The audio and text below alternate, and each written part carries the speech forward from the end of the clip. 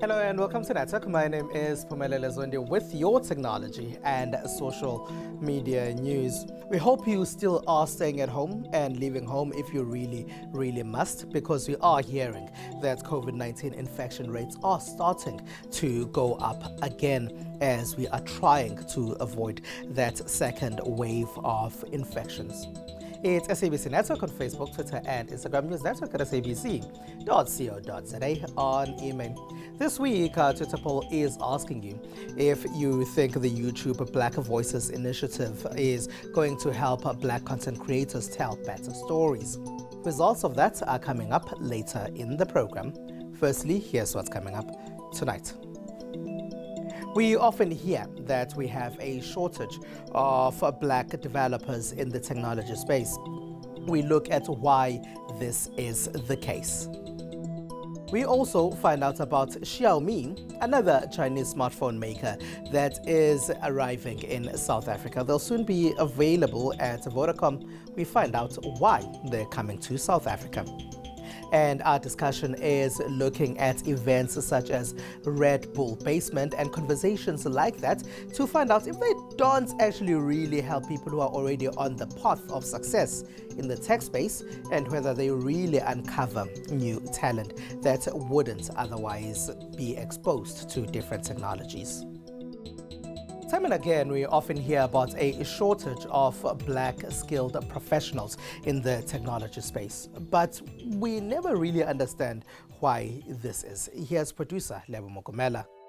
As the world moves into the fourth industrial revolution, some young people from one of South Africa's townships, Soweto, say they do not feel a part of this digital migration, as they say they do not receive adequate computer literacy. I'm not interested in Moyona because of basically Muskolo.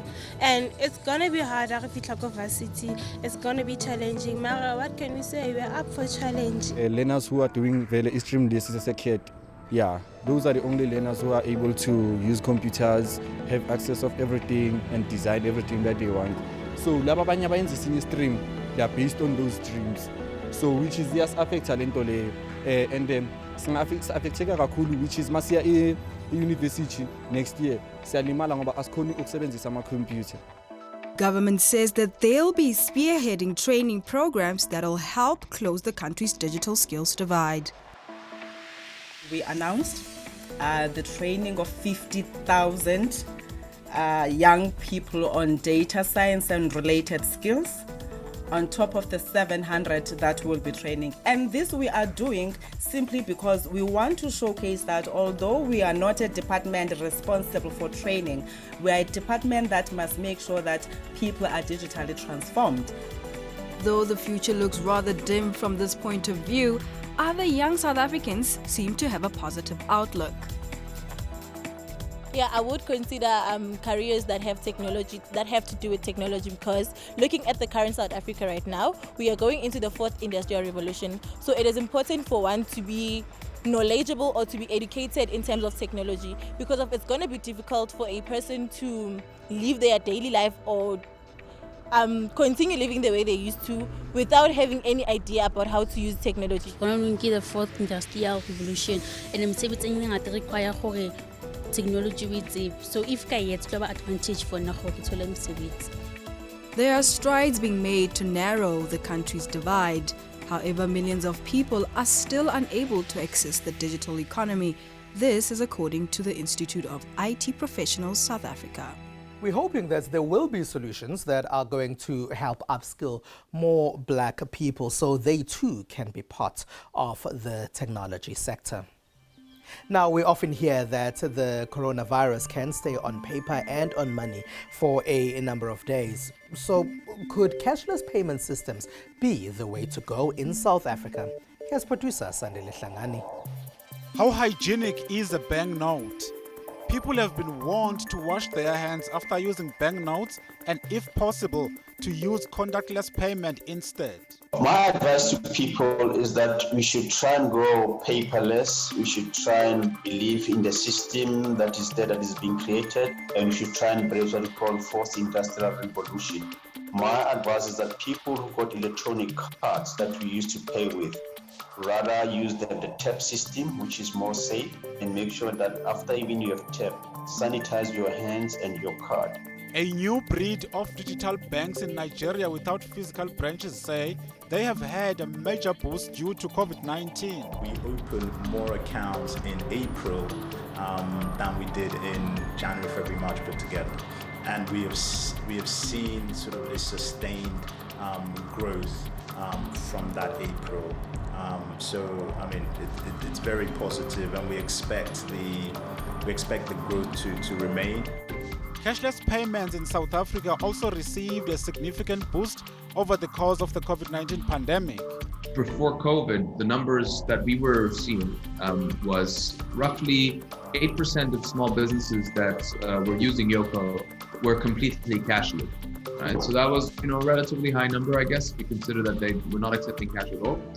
But what we found was incredible is that when we surveyed those merchants in a few months later, so in July, which was, if you will, lockdown, I think level 3, we found the number of cashless, the percentage of those businesses that were completely cashless to be 32%. This could be the beginning of a new way of transactions. A large segment of the population has adopted digital payments and Industrial Revolution 4.0 and is ready for that. But there's a large part of the population that lives on the other side of a digital divide. And at Ozo, that we are here to service both. People are starting to realize that at the end of the day, most people don't actually need to carry cash. So this is, in many places in the cities, people are able to, merchants accept card payments and online payments, and what that does is it really removes, I guess, the stress of not carrying cash. We've seen phenomenal growth during this period. I think we're definitely seeing the shift and changes in consumer trends as they move away from cash and notes to more digital format. Analysts say now nearly a third of South African population uses cashless payment. We have currently 100,000 merchants on the platform. So those are 100,000 small businesses across South Africa, across pretty much every province and industry that you can imagine, using Yoko today to accept card payments. And we have been monitoring their behavior throughout, even before COVID, but very specifically monitoring their recovery during the lockdown, because as you can imagine, they were very severely hit by the lockdown. Online shopping is booming too. People are shopping more online, people are doing more transactions remotely. So this has really benefited Momo quite considerably. There's definitely been an increase in online, but what I can say is that during lockdown, there was definitely a peak that now has probably slowed down a little bit. I think there's always a place for cash. I think what we see in the world of payments is that there's never one payment method that completely displaces another. Back to the topic of access, it's about choice. Despite the rise of digital wallets, banknotes and coins continue to be important. Many people say they like cash because it's widely accepted. I prefer cash because it's accepted everywhere I buy. Some disagree. I prefer using a card and swipe. Cashless. There's a lot of crime going on, so I don't want to walk around with a lot of money. I definitely think we're evolving to a more digital payment-friendly environment, just from a security perspective, ease of access, admin. Digital payments are definitely the future. While cashless payments saw a boost during the coronavirus pandemic, but whether they can be sustained in a profitable way depends on the internet connectivity. And hopefully there's a bigger uptake of mobile money platforms in South Africa, as we heard on that insert by producer Sandile Hlangani. All right, now more and more smartphone makers are gunning for the South African market. The latest is Chinese Xiaomi. Their Mi smartphones will soon be available at Vodacom in South Africa. Xiaomi is a Chinese smartphone brand that's had some popularity in Kenya, India, and other developing markets. They will now be available at Vodacom in South Africa. They are introducing the Redmi Note 9 Pro and Redmi Note 9 smartphones to the local market. Our ultimate goal is to be the best preferred brand for South African consumers. Our strength comes from the rich choices from middle-end models to high-end products. Those that have tried them in other parts of the world tell us that they are good, affordable alternatives for people who can't afford expensive, high-end devices. It works generally like the normal Huawei, only cheaper for the lower market. It would go for about $150, which is almost equivalent to 500,000 Ugandan shillings. And that's affordable to the middle income status earners. I have a smartphone from Xiaomi since February this year. I decided to buy it because it offered me a very good cost benefit at the time. But in August, two months ago, I accidentally dropped it down and the screen shattered. And since Xiaomi doesn't have a representative here in Brazil, the brand is not officially in Brazil, it cost me a lot to get it fixed. I had to buy a new screen from a Chinese store and wait 1 month to get it here. And then I had to hire someone to fix it for me. But other than that, it's a very good smartphone. I just hope I don't break it again. But you don't get them if you want to be a gamer or need a very powerful device. Some of the really expensive offerings are meeting a niche market of gamers, maybe phone enthusiasts. But with Xiaomi, what they're doing is they're trying to meet the requirements, which are, let's say, for example, like in a phone, battery life, something like a good enough camera for social media. They too have 5G devices. South Africa has started rolling out 5G. They say this is one of the reasons they're turning up gears to woo South African consumers. They're also in the IoT space. The extremely popular Mi TV sticker in South Africa is a part of our IoT products. Among some of our key smartphone devices, like Redmi Note series and Mi series products, they are very successful globally, and I believe that South African consumers will also fall in love with them. The Redmi 9 will set you back about 3,600 Rand, while the Redmi 9A is about 2,000 Rand. It is SABC Network on Facebook, Twitter, and Instagram News Network at sabc.co.za on email. After the break, we have a conversation about Red Bull Basement and other events like it and find out whether they really help in the tech sector or they help those that are already on the way and not really unveil new skills and upgrade those that don't have exposure.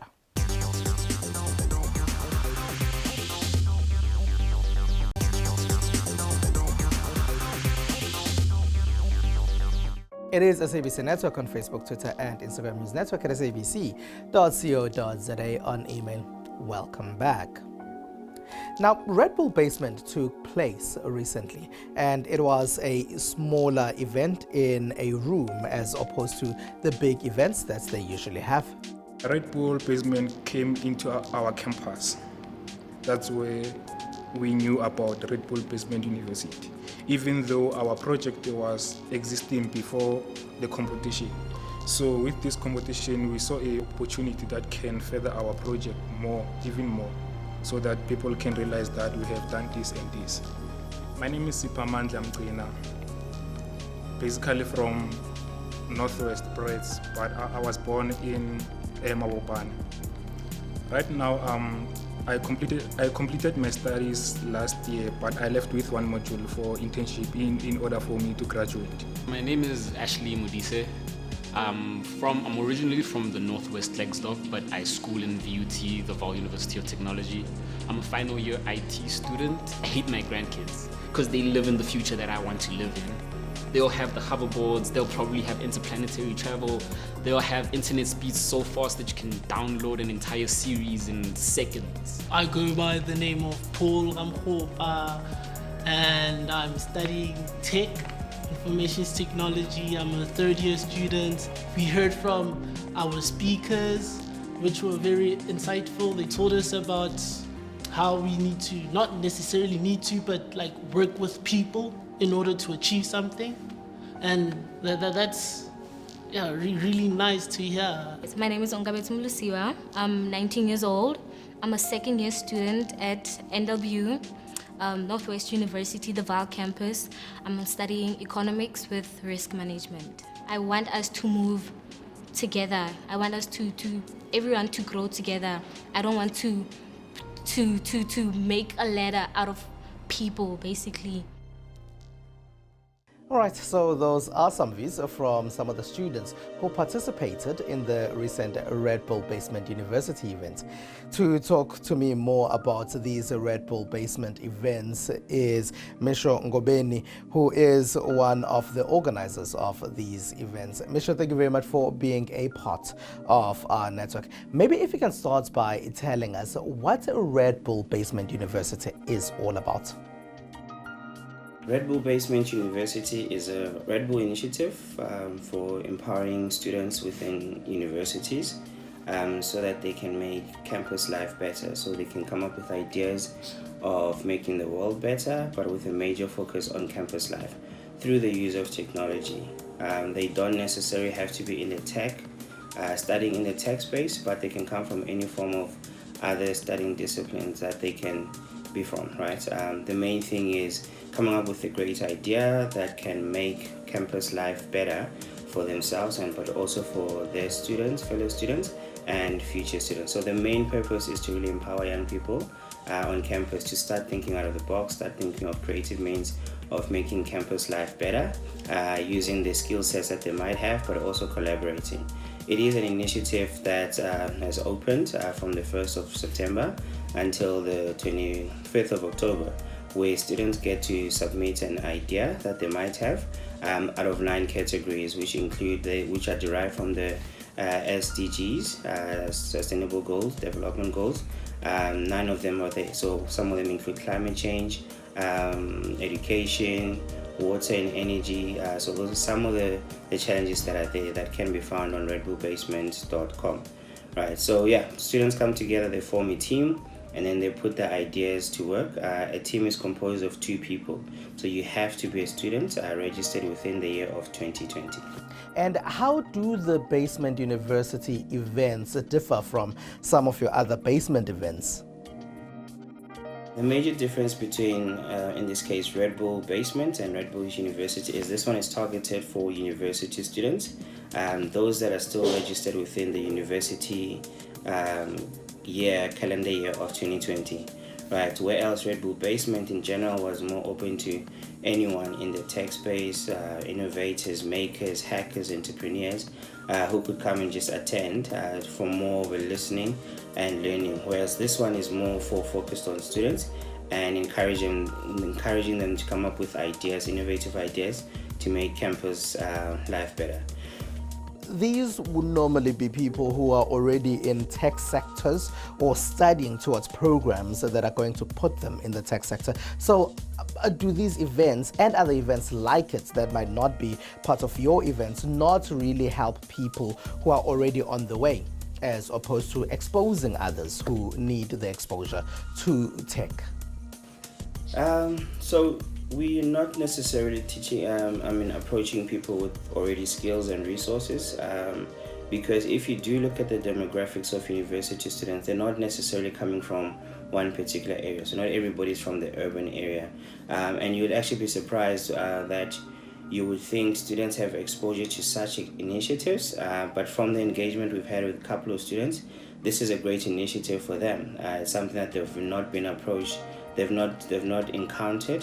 This is something that they actually love, the interaction, the opportunity to learn, but also the opportunity to put the ideas out there to the world and test them. So Yes, it might look like from a university point of view, it's probably the privileged people.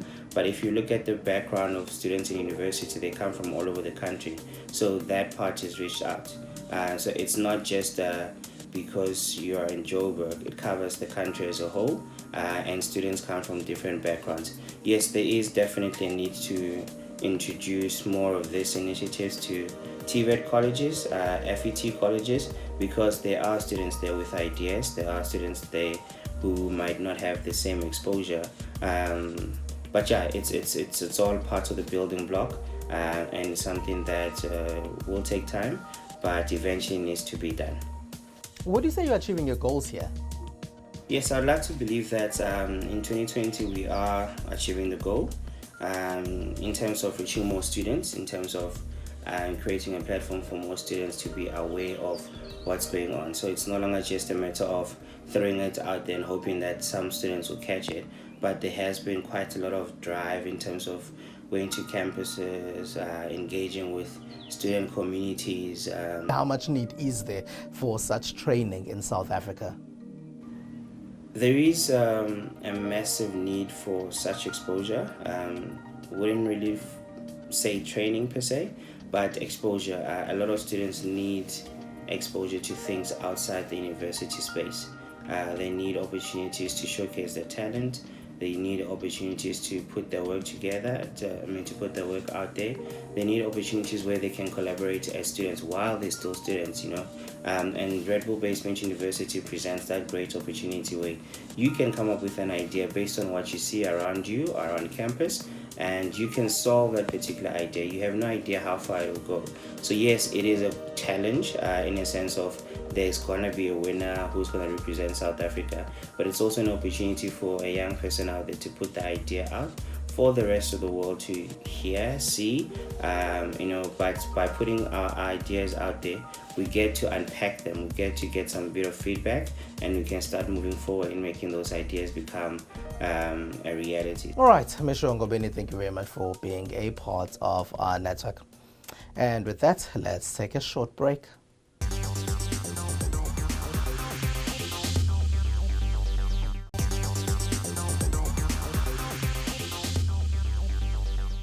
It is a SABC network on Facebook, Twitter, and Instagram. Welcome back. Here's what else took place in the technology space. We are very excited about 5G on iPhone, and we are going to introduce 5G across our entire lineup of new iPhone models today. So now, I'd like to show you the very first iPhone with 5G. Apple Inc. on Tuesday launched the iPhone 12 with faster 5G connectivity starting at $799, which the Cupertino, California company hopes will spur a wave of upgrades and keep its sales booming through the end of the year. Apple also introduced a mini version with a 5.4-inch screen for $699 and a Pro version with 3 cameras starting at about $1,000. This is iPhone 12 mini. With its amazing size, it fits in the palm of your hand, while still keeping the expansive edge-to-edge Super Retina XDR display. It's smaller and lighter than our 4.7-inch models like iPhone 8, but with a larger 5.4-inch display that lets you see so much more. Pre-orders for the iPhone 12 and iPhone 12 Pro began October 16th and go on sale on October 23rd. The iPhone mini will be available for pre-order on November 6th and in stores on November 13th. Device availability date for South Africa has not yet been released. Two-legged robots that can work alongside humans are starting to walk out of the university research lab and into the corporate world, where an e-commerce boom is creating an even more urgent need for robots and automation. I would say our 5-year goal is really to have, in the, the low 4 digits, out in, applications that make sense, primarily in back office scenarios where we're working behind the scenes to help and assist people with jobs that are dangerous or have a high injury rate. Robot company Agility Robotics said on Thursday it raised $20 million in a funding round led by Silicon Valley venture capital firms DCVC and Playground. Agility has a humanoid robot called Digit, which is already being tested out at Ford Motor Company. This robot dolphin looks almost identical to a living animal. It can nod, swim in aquariums, and withstand close contact with humans. But this dolphin is not real, which makes it perfect for captivity. It's kind of surprising. There are like 3,000 dolphins currently in captivity being used to generate several billions of dollars just for dolphin experiences. And so there's obviously an appetite to love and learn about dolphins. And so we want to use that appetite and offer kind of different ways to fall in love with a dolphin. They've already found homes for robot dolphins in marine parks being built in China.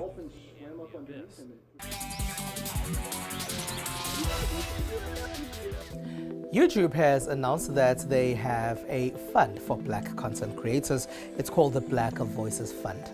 Now, we are asking you if you think this is going to help Black content creators tell better stories about people of color. Now, 45% of those that responded say yes, 24% say no. We also have a further 31%. Those are people who say they do not know. That's it. That's all we have for you. Find us on SABC Network on Facebook, Twitter, and Instagram. It's News Network at sabc.co.za on email. From me, Aspumelele Zondi, and the rest of the team. Stay home and stay safe to avoid that second wave. Good night.